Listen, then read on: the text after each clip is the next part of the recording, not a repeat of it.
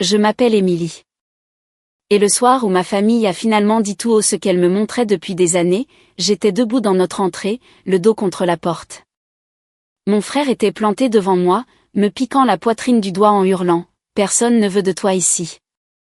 Avant même que je puisse accuser le coup de ces paroles blessantes, je l'ai entendu applaudir. Ma mère. Elle était littéralement en train de l'applaudir, comme s'il venait de remporter une dispute au lieu de pousser sa propre fille vers la rue. Mon père se tenait à l'écart, silencieux, les yeux baissés, faisant comme s'il n'était pas vraiment là. À cet instant, quelque chose en moi s'est tout simplement éteint. Je n'ai pas crié. Je n'ai pas pleuré. Je ne les ai pas suppliés de retirer ce qu'ils avaient dit. Je les ai juste regardés, tous les trois, j'ai mémorisé l'air fier qu'ils arboraient d'avoir enfin chassé la déception de la famille, et j'ai dit « d'accord ». Puis j'ai tourné les talons, je suis montée dans ma chambre et j'ai commencé à faire mes valises, des jeans, quelques t-shirts, mes chaussures de travail du café, l'ordinateur portable que j'avais acheté avec mon propre argent, et le peu d'argent liquide que j'avais caché dans une vieille tasse. Chaque fermeture éclair qui se fermait me donnait l'impression qu'un fil de plus se rompait entre nous. Je les entendais en bas, parlant encore de moi comme si j'étais déjà partie. Et pour la première fois, j'ai réalisé que c'était peut-être exactement ce dont j'avais besoin, être partie. Je suis partie sans claquer la porte, sans dire au revoir. Et si vous pensez que c'était dramatique, attendez d'entendre ce qui s'est passé le lendemain matin quand mon téléphone s'est allumé avec 36 appels manqués des mêmes personnes qui avaient juré que personne ne voulait de moi ici. Si vous voulez savoir comment je suis passée de l'indésirable à celle qui détient tout le pouvoir, restez avec moi jusqu'à la fin. On dit toujours que la famille est censée être votre refuge. Mais d'aussi loin que je me souvienne, la maison ressemblait plus à une scène où j'étais la figurante dans le spectacle de quelqu'un d'autre. J'ai grandi dans une maison d'apparence tout à fait normale, dans la banlieue de Chicago. Le genre de quartier avec des pelouses impeccables, des boîtes aux lettres décorées pour les fêtes, et des voisins qui vous saluaient de la main comme si tout, derrière les portes closes, était aussi bien rangé. À l'intérieur, cependant, il y avait une règle très claire que personne ne formulait jamais à voix haute, mon frère comptait plus. Il s'appelle Jake. Il est le garçon en or dans toutes les histoires que racontent mes parents. Ma mère, Karen, parle de lui comme s'il était le personnage principal d'un film qu'elle aurait elle-même réalisé. Mon père, Marc, ne dit pas grand-chose, mais quand il parle, c'est généralement pour la soutenir. Ils adorent dire qu'ils nous traitent de la même manière, mais la réalité n'en a jamais été proche. J'ai 19 ans. Je travaille dans un café près du campus, et chaque paie que je reçois va sur un compte épargne pour mes cours de design graphique. Je prends des services supplémentaires quand quelqu'un se désiste, je rentre à pied en sentant l'expresso et le sucre, et je trouve quand même l'énergie de préparer le dîner ou de nettoyer la cuisine parce que ma mère dit qu'elle est trop fatiguée après le travail, et que Jake a besoin de temps pour se concentrer. Se concentrer sur quoi exactement a toujours été un mystère pour moi. Il a 22 ans, a abandonné l'université communautaire après un semestre et passe le plus clair de son temps dans sa chambre à hurler dans un casque à des inconnus en ligne. D'une manière ou d'une autre, dans l'esprit de ma mère, cela compte toujours comme du potentiel.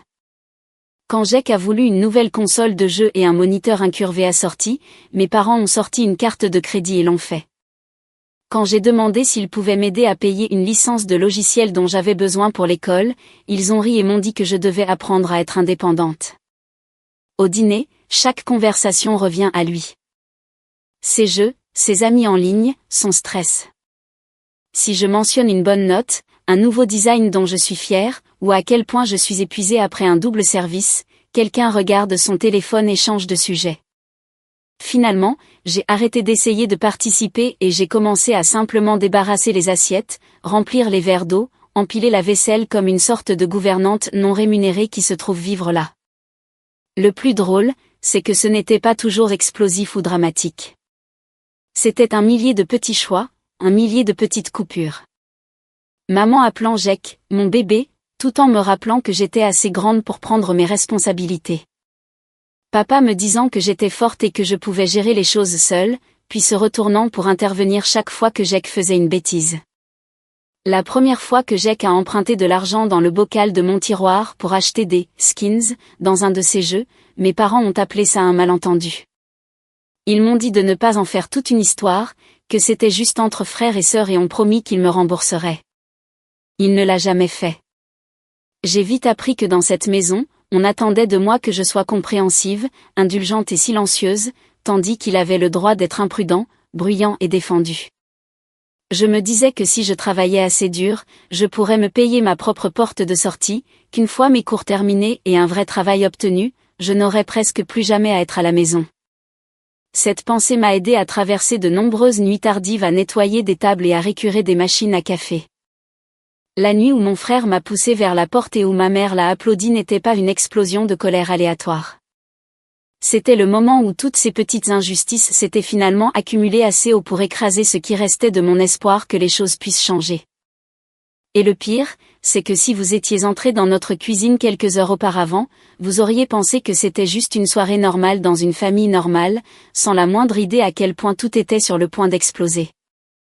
Cette nuit-là a commencé comme n'importe quelle autre après un long service au café. Je suis rentrée fatiguée, serrant mes pourboires et pensant au projet que je devais terminer sur mon ordinateur portable pour les cours. Je n'avais aucune idée qu'en franchissant cette porte d'entrée, ce serait la dernière fois que j'entrerais dans cette maison en tant que quelqu'un qui y vivait réellement.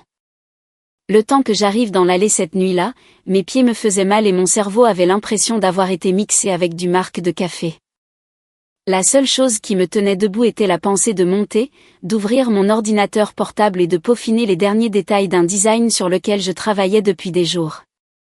C'était pour un petit concours de bourse, rien d'énorme, mais pour moi, cet argent signifiait un cours de plus pour lequel je n'aurais pas à m'inquiéter. J'ai poussé la porte d'entrée et la première chose que j'ai remarquée, c'était le son. Pas la télé, pas mes parents qui parlaient.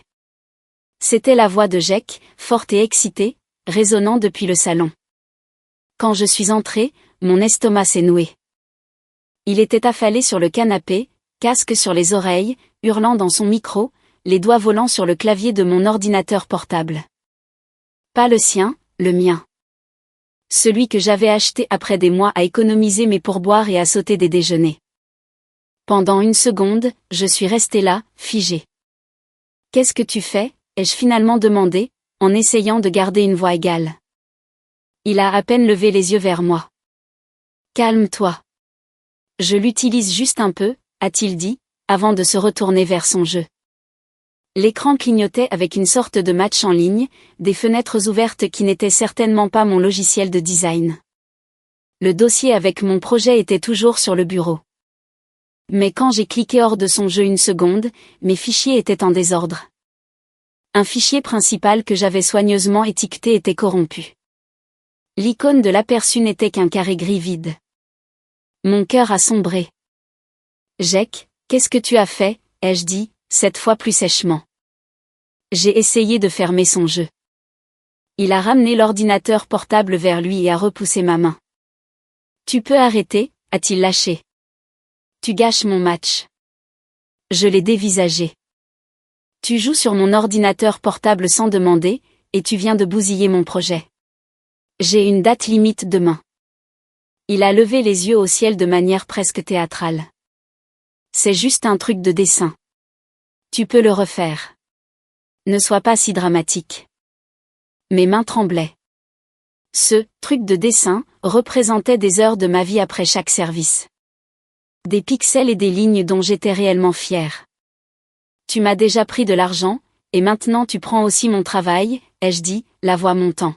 « Tu n'as pas le droit de te servir dans mes affaires juste parce que maman pense que tu es fragile comme du verre. » Dès que j'ai mentionné l'argent, son visage a changé. Il a arraché un côté de son casque et m'a foudroyé du regard. « Oh mon Dieu! Tu es encore là-dessus ?» a-t-il crié. « Je t'ai emprunté du fric. Passe à autre chose.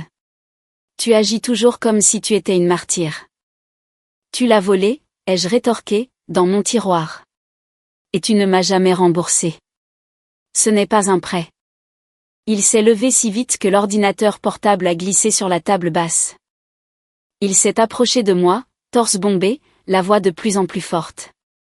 À travers son casque, j'entendais un type rire et demander ce qui se passait.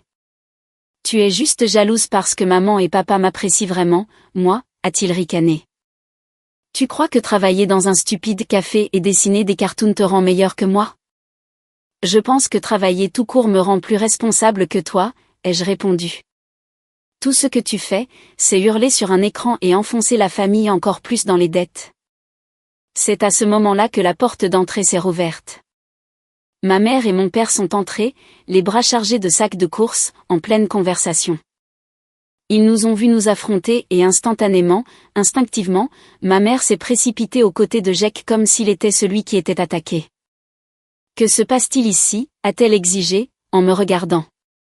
Pas lui. Jake n'a pas manqué une seconde.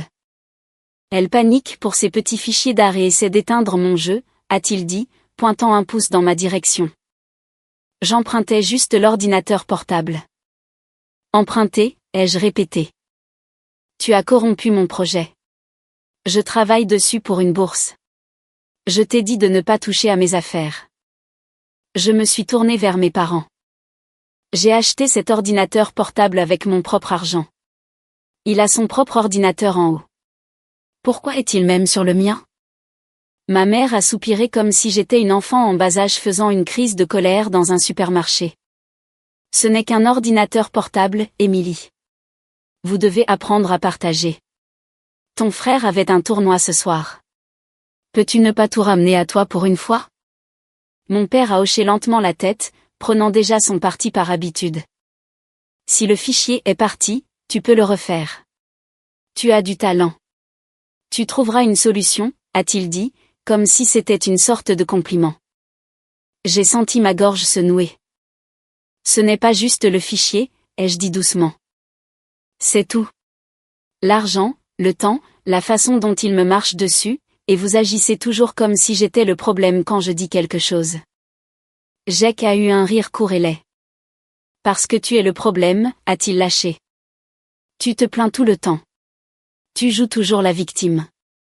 Il s'est approché encore plus, et je pouvais sentir son souffle sur mon visage maintenant. Tu sais quoi ? Si tu détestes tant que ça être ici, pourquoi tu ne pars pas, tout simplement ? Ma mère ne lui a pas dit d'arrêter. Elle ne lui a pas dit qu'il allait trop loin. Elle a croisé les bras, me regardant comme si elle attendait de voir ce que j'allais faire. J'ai senti la chaleur me monter au visage. Peut-être que je devrais, ai-je dit. Peut-être que vous seriez tous plus heureux si je n'étais pas là. Jake a souri d'un air suffisant. Pas de « peut-être » qui tienne, a-t-il dit, puis il m'a poussé. Ce n'était pas une petite poussée. C'était le genre de bousculade dure et négligente qui vous fait trébucher. Mon dos a heurté la porte d'entrée et le son m'a fait sursauter. Et c'est là que je l'ai entendu à nouveau. Des applaudissements. Des applaudissements lents et secs de ma mère, qui lui souriait comme s'il venait de dire quelque chose de courageux au lieu de pousser physiquement sa sœur. Enfin, quelqu'un l'a dit, a-t-elle remarqué. Mon père a détourné le regard, la mâchoire serrée, mais il n'est toujours pas intervenu. En une fraction de seconde, quelque chose en moi s'est simplement éteint. La peur, la colère, l'espoir qu'ils réalisent qu'ils étaient cruels. Tout s'est tu. Je me suis redressée, j'ai lissé ma chemise et je les ai regardés un par un. Compris, ai-je dit doucement. Message reçu. Puis j'ai tourné les talons sans un mot de plus et je suis montée pour commencer à faire mes valises. Pendant qu'ils restaient en bas, parlant déjà de moi comme d'un problème qui avait enfin été résolu. Je n'ai pas claqué la porte en partant. Je suis juste sortie avec mon sac à dos, mon sac de sport, et cet engourdissement qui semble plus lourd que n'importe quel bagage. L'air extérieur était assez froid pour me piquer les joues, mais il semblait quand même plus doux que la façon dont ma mère avait souri à Jake pendant qu'il me poussait. J'ai chargé mes affaires dans ma petite voiture cabossée, je me suis assise au volant une seconde et j'ai regardé la maison. Personne n'est venu à la fenêtre. Personne n'a ouvert la porte. Pour la première fois, je me suis permis d'accepter la chose que j'avais peur d'admettre depuis des années. Ils ne voulaient pas de moi là-bas, et peut-être que je n'avais pas autant besoin d'eux que je le pensais. J'ai conduit vers la ville, les mains crispées sur le volant, les phares s'étirant comme une route loin de tout ce que j'avais toujours connu. J'ai envoyé un SMS à ma meilleure amie, Zoé, en chemin. Et, je peux squatter chez toi ce soir? Longue histoire. Elle a répondu avant que j'atteigne le prochain feu rouge. Bien sûr, sans poser de questions. Arrive. Quand je suis arrivée à son petit appartement, elle a ouvert la porte en pantalon de jogging et les cheveux en bataille, m'a prise dans ses bras et n'a pas dit « Je te l'avais bien dit ». Même si elle aurait absolument pu le faire. Nous avons commandé une pizza bon marché. Elle m'a tendu un t-shirt trop grand, et j'ai fini recroquevillée sur son canapé avec une couverture, mon ordinateur portable sur la table basse. Le fichier corrompu me fixait, comme un rappel de tout ce que je venais de laisser derrière moi.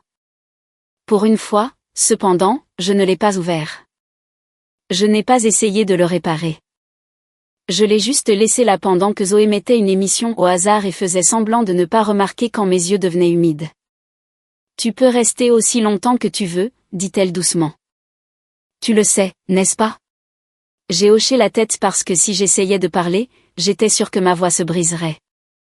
Je me suis endormie cette nuit-là en écoutant le bourdonnement du trafic et les sirènes lointaines au lieu de Jack hurlant sur ses coéquipiers à travers des murs fins. C'était étrange, mais d'une certaine manière, c'était paisible. Personne ne me donnait d'ordre, personne ne levait les yeux au ciel pendant que je parlais. Pour la première fois, le silence autour de moi ne ressemblait pas à une punition. Il ressemblait à une possibilité. Le lendemain matin, le son qui m'a réveillée n'était pas un réveil ou Zoé se préparant pour le travail. C'était mon téléphone qui vibrait sans arrêt sur la table basse. Au début, j'ai cru que c'était un bug. L'écran n'arrêtait pas de s'allumer et de s'éteindre, s'allumant à nouveau, vibrant tellement qu'il a failli glisser du bord. Quand je l'ai finalement attrapé, je suis restée bouche bée. 36 appels manqués, tous provenant de 3 noms, maman, papa et Jack. Mes notifications étaient un désordre de SMS empilés les uns sur les autres. Les premiers étaient exactement ce à quoi je m'attendais. C'est ridicule. Émilie, arrête d'être dramatique et rentre à la maison. Tu fais peur à ta mère. Il y en avait un de Jack qui disait juste, bien joué, tu as encore tout ramené à toi. J'ai presque ri. Il m'avait jeté dehors et d'une manière ou d'une autre, c'était encore moi qui causais des problèmes en partant. J'ai jeté le téléphone de côté, je suis allée me brosser les dents et m'asperger le visage d'eau, en essayant de prétendre que rien de tout cela ne me dérangeait. Mais quand je suis revenue, il y avait plus de messages, et le ton avait changé. Émilie, s'il te plaît, décroche. C'est sérieux. Nous devons parler. C'est à propos de ton frère. Rappelle-nous. Nous avons besoin de ton aide. Ton aide? Ça, c'était nouveau. J'ai ouvert un des plus longs SMS de ma mère. Mes yeux parcouraient les mots plus vite que mon cerveau ne pouvait les traiter. Gros problème. Argent. Il menace d'une action en justice. Nous pourrions tout perdre. Mon cœur n'a pas sombré cette fois. Il a juste fait une pause. Il fut un temps où un message comme celui-là m'aurait fait me démener pour tout arranger, même si cela signifiait vider mes économies et ruiner mes propres projets. Mais maintenant, tout ce à quoi je pouvais penser, c'était qu'en moins de 12 heures plus tôt, ces mêmes personnes avaient regardé mon frère me pousser contre un cadre de porte et m'avaient dit que personne ne voulait de moi dans cette maison. Maintenant, soudainement, j'étais utile, une solution. Je me suis rassise sur le canapé, le téléphone à la main, Zoé me regardant depuis la cuisine avec un sourcil levé. « Laisse-moi deviner, dit-elle. Ils ont besoin de quelque chose. » J'ai eu un petit rire sans joie. « Ouais, ai-je répondu. Apparemment, mon frère est dans le pétrin et maintenant je suis le contact d'urgence. Je n'ai pas rappelé. Pas encore. J'ai juste fixé ces 36 appels manqués, ce flot de messages passant de la colère au désespoir, et je me suis demandé ce que l'on est censé faire lorsque les personnes qui vous ont jeté comme un déchet agissent soudainement comme si vous étiez la seule à pouvoir les sauver. Je ne sais pas combien de temps je suis restée assise à regarder ces messages avant de finalement appuyer sur « Appeler ». Une partie de moi voulait les bloquer tous les trois et recommencer à prétendre que j'étais juste une étudiante normale dormant sur le canapé d'une amie. Mais la curiosité et ce vieux sens agaçant de la responsabilité ne voulaient pas se taire. Ma mère a répondu à la première sonnerie, comme si elle était restée assise là, le téléphone à la main. Émilie. Oh, Dieu merci, dit-elle, la voix déjà tremblante. Il n'y a pas eu de « Où es-tu » ou « Est-ce que ça va ?» Juste, nous avons des ennuis. Tu dois rentrer à la maison. Je n'ai pas dit que je n'étais plus sûre que ce soit ma maison. J'ai juste demandé ce qui s'était passé. Elle ne m'a pas donné toute l'histoire au téléphone, juste des mots épars et des respirations paniquées. Ton frère. De l'argent. C'est prêt en ligne? Il gèle les comptes. Il y a des papiers de la banque. Viens, s'il te plaît. Elle a raccroché avant que je puisse dire oui ou non. J'ai fixé mon écran une seconde, puis j'ai attrapé mes clés. Zoé me regardait depuis le seuil, les bras croisés. Tu ne leur dois rien, dit-elle doucement. Je savais qu'elle avait raison. J'y suis allée quand même. Le trajet du retour était différent cette fois, moins comme un retour à la maison et plus comme me rendre à une réunion que je n'avais pas acceptée.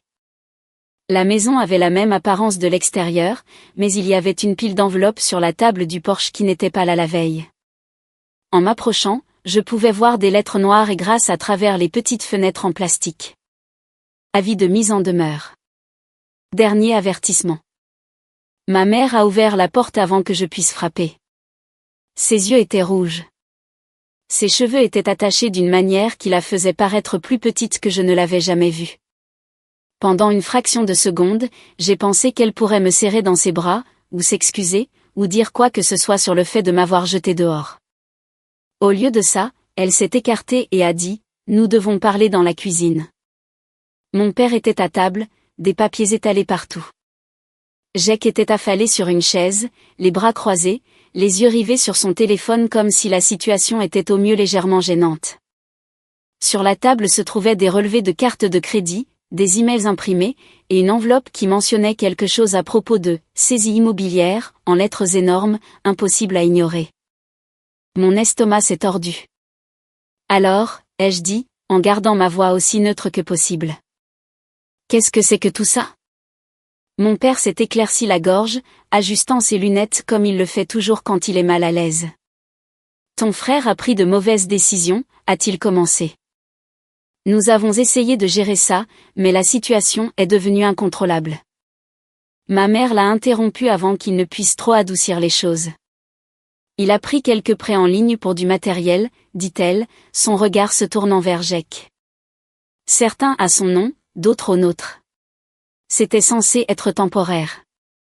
Il pensait pouvoir les rembourser une fois que son streaming décollerait. J'ai failli rire. Son streaming, ai-je répété. Tu veux dire les jeux sur lesquels il hurle toute la nuit avec 3 spectateurs? Jake m'a lancé un regard noir mais n'a pas nié. Mon père a soupiré. Les taux d'intérêt étaient plus élevés que nous le pensions, a-t-il dit. Nous avons essayé de consolider, d'en mettre une partie sur la maison, de jongler avec les choses, mais maintenant les cartes de crédit sont au maximum, les prêts sont en défaut de paiement, et la banque menace de commencer la procédure de saisie si nous ne pouvons pas faire un paiement forfaitaire. De combien, ai-je demandé. Ma mère a dégluti. 15 000 $, a-t-elle dit. Pour arrêter l'action en justice et nous remettre sur un plan de paiement. Le chiffre flottait dans l'air entre nous. 15 000 $, plus que ce que j'avais jamais vu en un seul endroit, mais aussi assez proche de ce que j'avais économisé pour que je comprenne instantanément pourquoi mon téléphone avait explosé ce matin-là. Et vous m'avez appelé, ai-je dit lentement. Parce que vous voulez que je règle ça. Ma mère a tendu les mains sur la table, paumes ouvertes. Tu as des économies, Émilie, a-t-elle dit. Tu travailles sans arrêt. Tu m'as dit que tu t'en sortais bien. Si tu payais juste ça, nous pourrions garder la maison. Nous te rembourserions. J'ai ri alors, un son court et sec qui ne semblait pas m'appartenir. Vous me rembourseriez, ai-je répété. Comme Jake m'a remboursé quand il a emprunté mon argent pour ses jeux? Comme vous m'avez protégé hier soir quand il m'a poussé contre une porte et que tu as applaudi? Ma mère a tressailli. Nous étions tous énervés, dit-elle rapidement. Des choses ont été dites, mais c'est plus important que ça. C'est notre maison. Tu as grandi ici. Ça ne te fait rien si on la perd? J'ai regardé autour de moi dans la cuisine. La même table où j'avais fait mes devoirs pendant que Jake se vantait d'avoir battu un niveau. Les mêmes comptoirs que j'avais essuyés 1000 fois. Le même sol sur lequel je me tenais la veille pendant que ma famille me faisait comprendre que j'étais jetable. Ça me fait quelque chose, ai-je dit, mais pas au point de m'immoler par le feu pour vous tenir au chaud. Le visage de mon père s'est durci. C'est très dramatique, a-t-il dit. Nous te demandons d'aider ta famille. Les familles se soutiennent. J'ai croisé son regard. Cette règle s'appliquait-elle hier soir, ai-je demandé. Quand votre fils a poussé votre fille et que votre femme a applaudi, c'est ça, le soutien familial? Jake a finalement craqué. Tu pleures encore sérieusement pour ça, a-t-il dit. J'étais en colère. Tu étais folle. Je ne t'ai même pas poussé si fort. Et maintenant tu vas nous laisser perdre la maison pour tes sentiments blessés. Je me suis tournée vers lui. Non, ai-je dit calmement. Vous allez perdre la maison à cause de tes choix, de tes prêts, de tes mensonges, et de la décision de tes parents de te couvrir. La voix de ma mère est devenue aiguë et stridente. Nous essayons de réparer les choses, a-t-elle dit. Nous te demandons de faire partie de la solution au lieu du problème. C'est ce que font les familles. Nous restons soudés. J'ai senti quelque chose s'installer en moi alors, comme un poids qui se mettait enfin en place. Pendant des années, j'avais tout ravalé pour maintenir la paix. J'avais été la raisonnable, la compréhensive, la silencieuse. C'était fini. Vous n'appelez ça famille que lorsque vous avez besoin de quelque chose, ai-je dit. Le reste du temps, je suis la femme de ménage et le punching ball émotionnel. Alors, non, je ne vais pas vider mes économies. Je ne vais pas prendre de prêt. Je ne signerai rien. Ma mère me regardait comme si elle ne me reconnaissait pas. Tu ne peux pas être sérieuse, a-t-elle murmuré. Si nous perdons cette maison, ce sera de ta faute. Non, ai-je répondu en me levant. Si vous perdez cette maison, c'est parce que vous avez choisi d'applaudir quand votre fils m'en a chassé au lieu de l'arrêter. Jake a marmonné quelque chose dans sa barbe sur le fait que j'étais égoïste. Mon père avait l'air de vouloir argumenter, mais pour une fois, il n'avait pas de scénario prêt. J'ai ramassé mes clés et mon sac. Je suis venu parce que vous avez dit que c'était sérieux, ai-je dit. J'ai écouté. Je comprends. Et je dis toujours non. Je me suis dirigé vers la porte, sentant leur regard dans mon dos. Pendant une seconde, personne n'a bougé. Personne ne m'a rappelé. Puis, juste au moment où ma main se fermait sur la poignée de la porte, la voix de ma mère est sortie, plus faible que je ne l'avais jamais entendue. Si tu franchis cette porte, ne t'attends pas à ce qu'on te pardonne, a-t-elle dit. J'ai regardé par-dessus mon épaule. Vous avez déjà rendu très clair que vous ne vouliez pas de moi ici, ai-je répondu. Cette fois, je choisis simplement de vous croire. Et puis je suis sortie, j'ai fermé la porte derrière moi, et je les ai laissés assis dans cette cuisine avec leurs factures impayées et leurs excuses vides, me demandant ce qui leur ferait le plus mal à long terme, perdre la maison ou réaliser que la seule personne qu'ils pensaient toujours là pour nettoyer leurs dégâts avait finalement arrêté. J'aimerais pouvoir dire que sortir de cette cuisine a été la fin de l'histoire, mais les gens comme ma famille ne lâchent pas le contrôle si facilement. À la minute où je suis revenue chez Zoé, mon téléphone s'est de nouveau allumé. D'abord, il y a eu la rage. De longs SMS furieux de mon père sur le fait de trahir son propre sang. De ma mère sur la façon dont je choisissais l'argent plutôt que la famille, et de Jake me disant que j'étais pathétique et que je le regretterais quand nous serions tous à la rue. J'ai mis la conversation de groupe en sourdine et j'ai essayé de me concentrer sur mon planning de travail pour la semaine. Mais il est difficile d'ignorer sa propre mère tapant paragraphe après paragraphe sur la déception que vous êtes. Puis, comme en actionnant un interrupteur, le ton a changé. Le lendemain, les messages de ma mère étaient plus doux. Nous ne pensions pas ce que nous avons dit hier soir, a-t-elle écrit. Nous avions juste peur. Tu sais que nous t'aimons. Mon père a envoyé quelque chose sur le fait qu'il comprenait que les choses avaient été tendues et que c'était notre chance de nous unir. Jake ne s'est pas vraiment excusé, mais il a envoyé « Écoute, aide-nous juste avec ce truc et je te laisserai tranquille pour toujours. » Cela m'a fait rire aux éclats. Pendant un moment, je les ai ignorés. Je suis allée au travail, je suis rentrée, j'ai mangé des nouilles bon marché avec Zoé et j'ai fait comme si ma vie n'appartenait qu'à moi. Mais les messages continuaient d'arriver, et finalement une pensée différente s'est glissée entre la colère et la douleur. S'ils voulaient vraiment mon aide, s'ils étaient vraiment aussi désespérés, à quoi ressemblerait le fait de les forcer à admettre enfin ce qu'ils avaient fait? Pas seulement à moi, mais à tous ceux à qui ils avaient menti en se présentant comme cette famille parfaite et solidaire.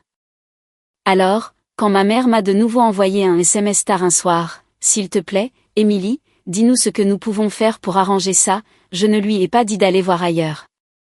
Au lieu de cela, j'ai tapé en retour, « Vous voulez mon aide ? Alors vous allez admettre ce que vous avez fait publiquement. » Elle a répondu instantanément.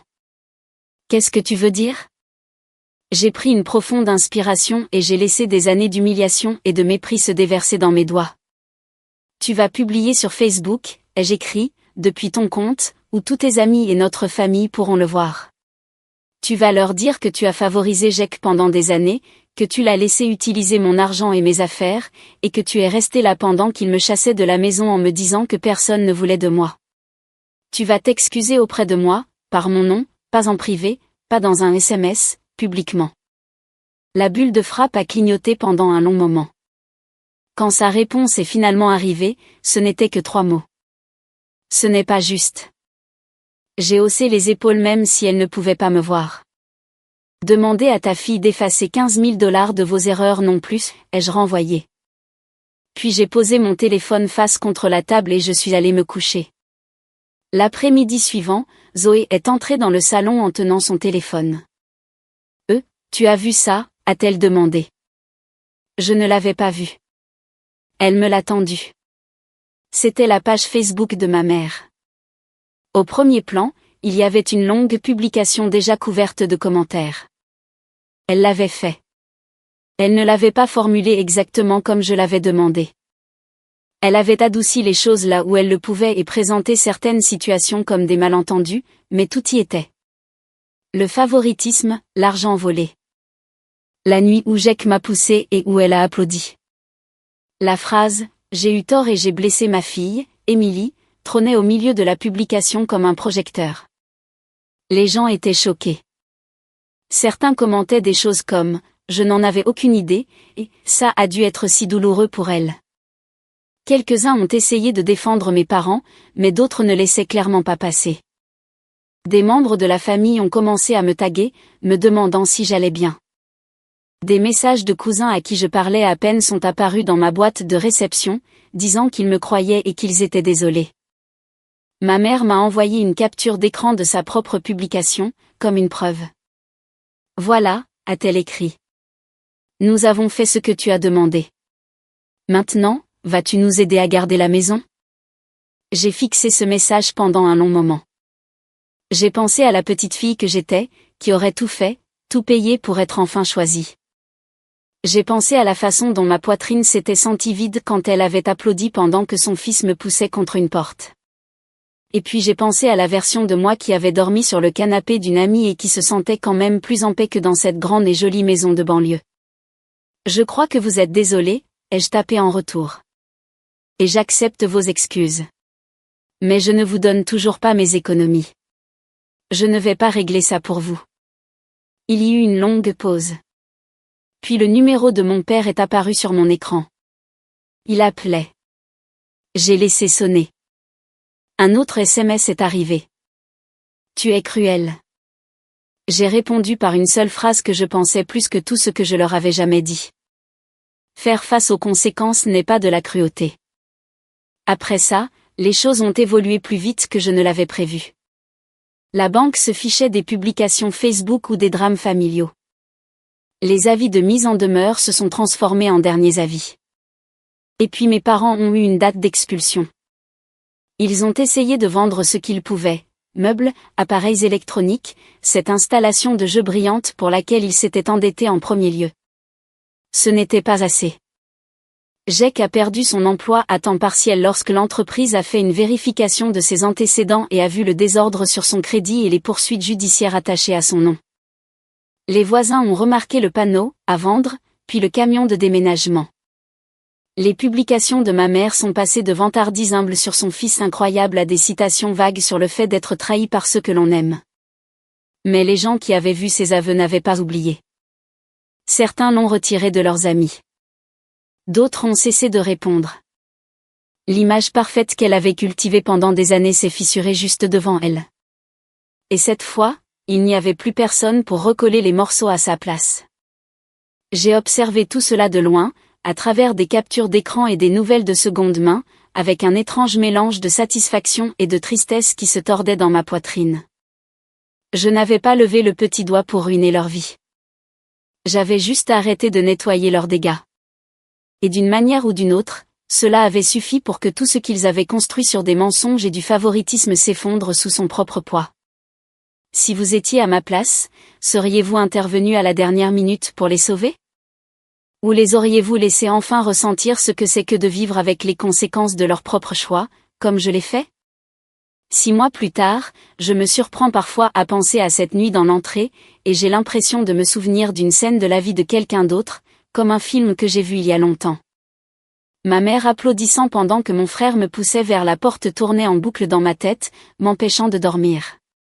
Maintenant, la plupart des nuits, je m'endors dans un petit appartement d'une chambre qui est entièrement à moi, avec mes propres meubles chinés, mes propres tasses dépareillées, et mon ordinateur portable sur un bureau que personne d'autre que moi ne touche. Je travaille toujours au café, mais seulement à temps partiel maintenant, car le reste de mon emploi du temps est rempli de travaux de design en freelance et d'un stage que j'ai décroché dans une petite agence de marketing en ville. La bourse pour laquelle j'essayais de postuler cette nuit-là ? J'ai refait le projet à partir de zéro sur un ordinateur portable emprunté chez Zoé et j'ai fini par gagner une subvention plus petite que ce que j'espérais, mais suffisante pour me prouver que je n'avais besoin de la permission de personne pour avancer. Mes parents et moi nous parlons parfois, mais ce n'est plus comme avant. Ma mère envoie de longs SMS sur la difficulté des choses dans leur nouvel appartement, sur combien l'ancienne maison lui manque, sur son souhait que nous puissions revenir avant que tout ne s'effondre. Mon père a envoyé quelques messages d'excuses maladroits, du genre qui prend la responsabilité en phrases vagues et à moitié terminées. Jake ne s'est pas excusé. Pas vraiment. Il a envoyé un court SMS il y a des mois qui disait « Je n'aurais pas dû te pousser », puis l'a fait suivre de « Mais tu n'étais pas obligé de les laisser prendre la maison ». Je n'ai pas répondu à cette partie. Je n'attends pas de grandes retrouvailles en larmes ou une fin hollywoodienne parfaite. La vérité, c'est que je n'ai pas besoin qu'ils comprennent pleinement ce qu'ils ont fait. J'ai juste besoin qu'ils sachent que je ne me mettrai plus en première ligne pour eux. La colère que j'ai portée si longtemps s'est en grande partie consumée. Et ce qui reste est quelque chose de plus calme. Une sorte de clarté triste et une sorte de paix obstinée. Je ne me sens pas coupable de ne pas les avoir sauvés. Ils ont eu des chances, des années de chance de me traiter comme une fille au lieu d'un plan de secours. Ils ont choisi de ne pas le faire. Et la vie leur a finalement répondu. S'il y a une leçon à tirer de tout cela, c'est que les liens du sang ne donnent à personne le droit de vous briser, puis d'exiger que vous soyez celui qui répare ce qu'ils ont brisé. Parfois, la chose la plus courageuse et la plus bienveillante que vous puissiez faire pour vous-même est de vous éloigner des personnes qui ne cessent de prouver qu'elles ne vous accordent aucune valeur, même si ces personnes partagent votre nom de famille. Alors oui, ma mère a un jour applaudi pendant que mon frère me chassait de la maison. Et maintenant, c'est moi qui dors paisiblement la nuit, en construisant une vie qu'ils ne peuvent plus contrôler. Si vous étiez moi, leur pardonneriez-vous et les laisseriez-vous revenir, ou garderiez-vous vos distances comme je l'ai fait ? Et avez-vous déjà eu à choisir votre propre respect de vous-même plutôt que de maintenir la paix avec votre famille ?